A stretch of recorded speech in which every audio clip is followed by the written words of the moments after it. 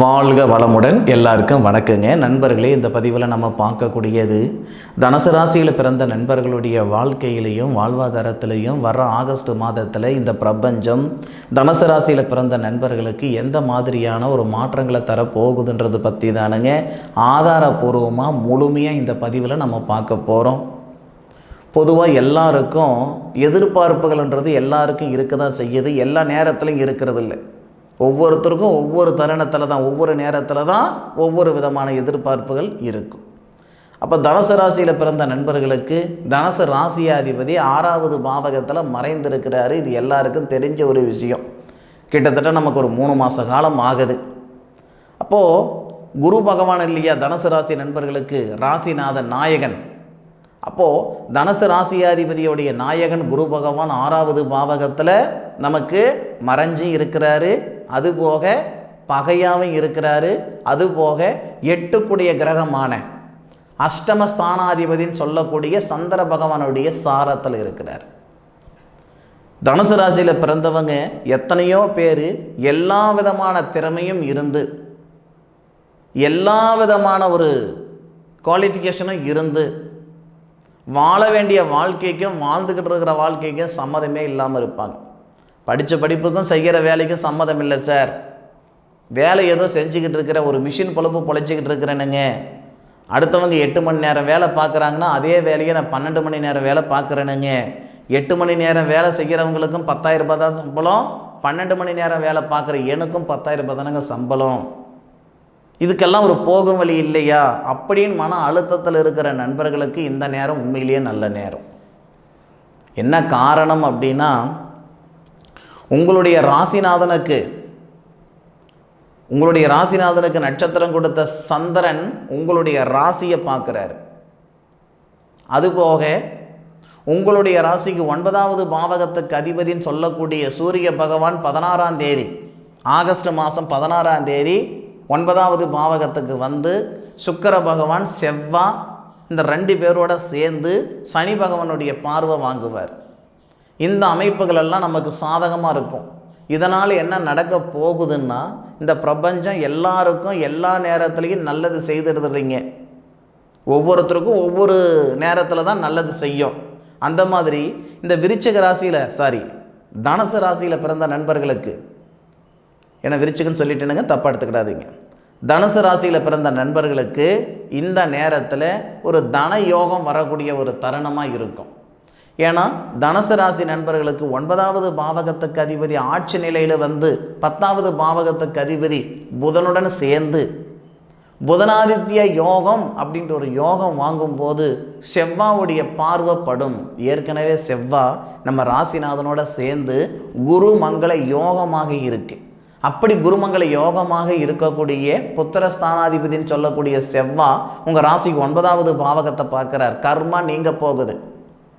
அப்பா வகையில் வந்திருந்த கர்மாவாக இருந்தாலும் சரி, தாத்தா வகையில் வந்திருந்த கர்மாவாக இருந்தாலும் சரி, ஏன் உங்கள் வகையில் வந்திருந்த கர்மாவாக இருந்தாலும் சரி, எதுவாக இருந்தாலும் மனசாலுடைய சங்கடங்களாக இருக்கட்டும், போகாத இடத்துக்கு போனன்ற பேராக இருக்கட்டும், செய்யாத தப்புக்கு செஞ்சன்ற பேராக இருக்கட்டும், எது எப்படி இருந்தாலும் மன அழுத்தம் நீங்க போகுது. பொருளாதாரத்தில் இருக்கிற பிரச்சனை சரியாக போகுது.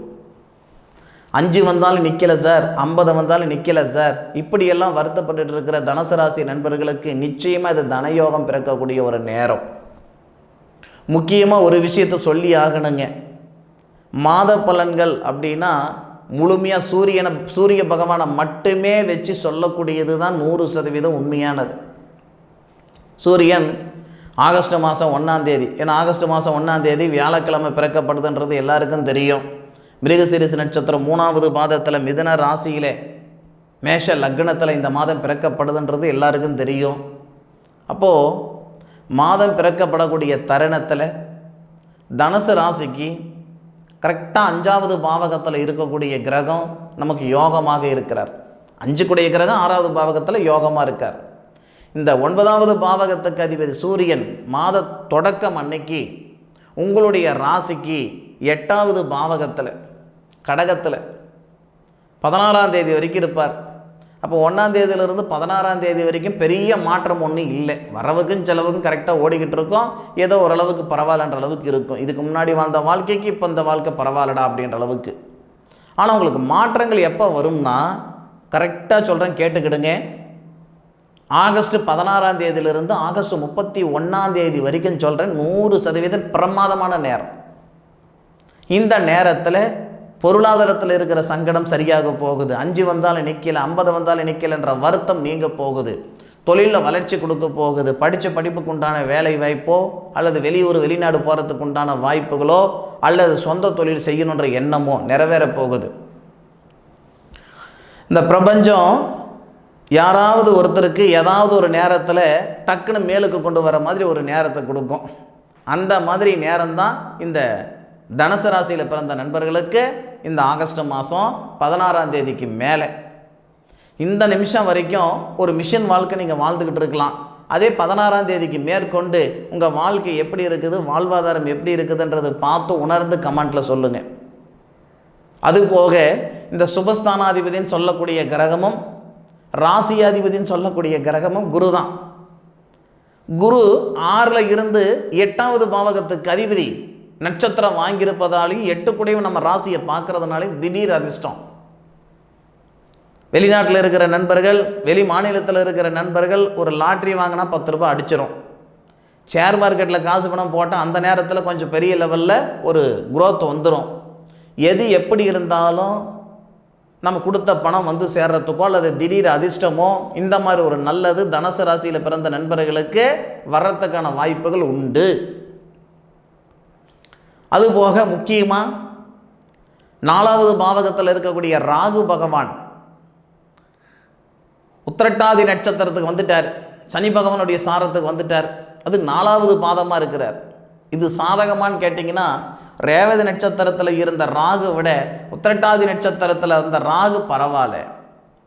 இதனால் இரும்பு தொழில் செஞ்சுக்கிட்டு இருக்கிற நண்பர்களுக்கு பிரமாதமாக இருக்கும். வியாபாரம் செய்துக்கிட்டு இருக்கிற நண்பர்களுக்கு பிரமாதமாக இருக்கும்.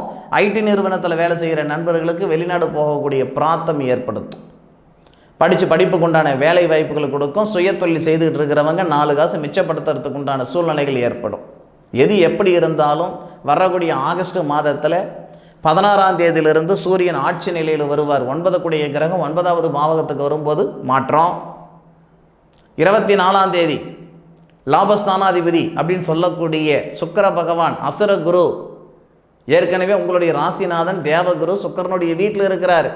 அப்போ சுக்கிரன் புதனுடைய ஆதிக்கத்துக்கு 10வது பாவகம் சொல்லக்கூடிய தொழில் ஸ்தானத்துக்கு வரார்.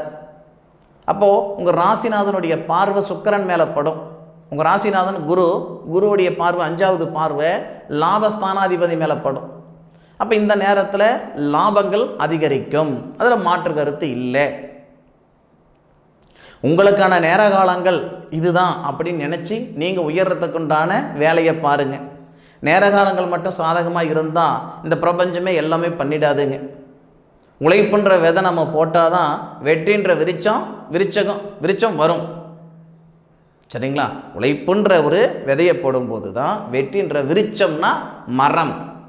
இந்த மாதிரியான நல்ல விஷயங்கள் எல்லாமே இந்த தனுசு ராசி நண்பர்களுக்கு நடக்க போகுது, வரப்போகுது. அதில் மாற்று கருத்து இல்லை. இதில் உங்களுடைய சுய ஜாதகம் ஒரு 10%, 5% சாதகமாக இருந்துருச்சுன்னு வச்சுக்கோங்களேன், இன்னும் பிரமாதமாக இருக்கும். 50%, 100% உங்கள் சுய ஜாதகம் சாதகமாக இருக்கணும்னு அவசியம் இல்லை. 10%, 20% சாதகமாக இருந்தால் போதுமானது. கோச்சார கிரக நிலைகள் அவ்வளோ பிரமாதமாக இருக்குது. சரி நண்பர்களே, என்னுடைய காணொலியை முழுமையாக பார்த்தமைக்கு மனசிலிருந்து மனமார்ந்த நன்றிகளை சொல்லிக்கிறேனுங்க. காற்று அடிக்கும் போது தான் தூற்றிக்கிடணும், வயசு இருக்கும்போது தான் வாழ்ந்துக்கிடணும். தனுசு ராசி நண்பர்களுக்கு மிகப்பெரிய தன யோகம் கொடுக்கக்கூடிய தருணம், சரியான முறையில் பயன்படுத்திக்கோங்க. என்னுடைய காணொலியை முழுமையாக பார்த்தமைக்கு மனசிலிருந்து மனமார்ந்த நன்றிகளை சொல்லிக்கிட்டு மீண்டும் அடுத்த ஒரு அற்புதமான தருணத்தில் உங்கள் அனைவரையும் சந்திக்கும் வரை உங்களிடமிருந்து விடைபெறுவது உங்கள் வீட்டு ஜோதிட நண்பனான மா காளிதாஸ் மணிகண்டன். திருச்சிற்றம்பலம். வாழ்க வையகம், வாழ்க வளமுடன்.